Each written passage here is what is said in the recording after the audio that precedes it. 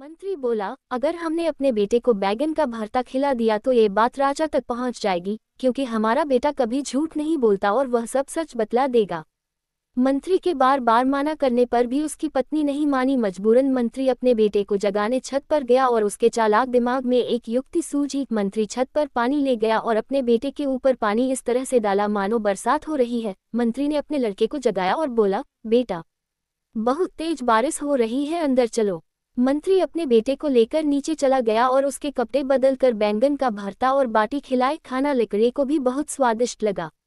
दूसरे दिन राजा को ये बात पता लगी कि कोई उसके महल के बैंगन चोरी कर ले गया। ये देखकर राजा को बहुत गुस्सा आया और उसने अपने सैनिकों को चोर को ढूंढ कर लाने का आदेश दिया। सैनिकों ने पतासाजी करी तो पता लगा कि सुबह मंत्री जी बागान में आए थे। ये बात राजा को बतलाई गई और राजा ने मंत्री को बुलावा भेजा। मंत्री जी समझ गए कि राजा को उस पर शक है। मंत्री राजा के पास पहुंचा तो राजा ने उससे पूछा कि क्या उसने महल के बैंगन चोरी किए हैं।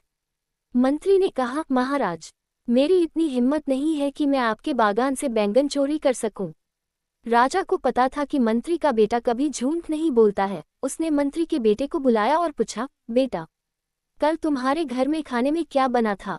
मंत्री के बेटे ने बतला दिया कि कल रात उनके घर बैंगन का भरता और बाटी बनी थी। लड़के की बात सुनकर सभी को यकीन हो गया कि मंत्री ने ही बैंगन चोरी किए हैं और अब उसे कठोर दंड मिलेगा। राजा मंत्री से बोला, मंत्री जी, कल सुबह आप बागान गए और आपके बेटे की बातों से यह सिद्ध हो गया कि आपने ही बैंगन चोरी किए हैं। मंत्री बोला, महाराज, इससे पूछिए कल रात मौसम कैसा था। राजा को कुछ अजीब लगा, किंतु उसने मंत्री के बेटे से कल रात के मौसम के बारे में पूछा। मंत्री का बेटा बोला, महाराज, कल रात बहुत तेज बारिश हो रही। राजा बोला, कल रात में मौसम खुला हुआ था और बारिश की एक बूंद नहीं गिरी।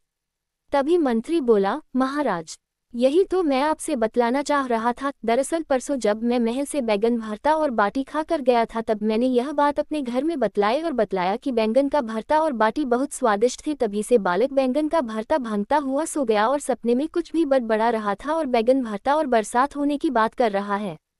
राजा ने ये जानते हुए कि मंत्री की बैंगन चोर है, मंत्री को छोड़ दिया और मंत्री की बुद्धिमानी का कायल हो गया। शिक्षा, बुद्धि से बड़ी मुसीबत को टाला जा सकता है।